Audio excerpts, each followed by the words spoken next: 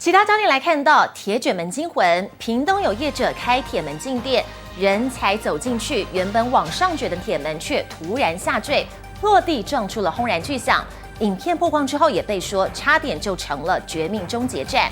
有网友推测，可能是链条断了，建议呢铁卷门一定要全都打开，停住才能够通过。老板现身说人平安没事最好，也透露在事前铁卷门发出了撞击摩擦的怪声，似乎就有预兆。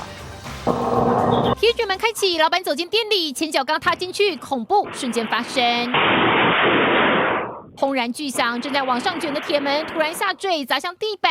店外视角也拍到上升到一半的铁门重重一摔。外头卖菜摊贩和客人也被吓到，纷纷回头傻眼惊吓。铁卷门有一些杂音，像铁在撞击的声音、摩擦的声音啊，咔咔咔。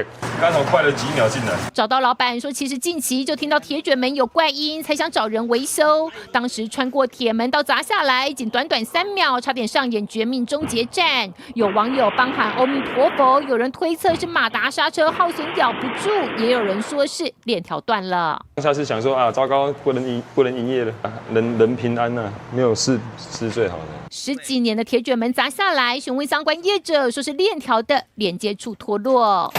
安尼，就处理啊。那当然，有钱造出来。铁卷门有异音，记得赶快找师傅查看，平常定期保养。最重要的是，铁门在动，别进出，因为意外总在一瞬间。铁卷门砸落惊魂，好在老板人平安。记者苏世伟屏东报道。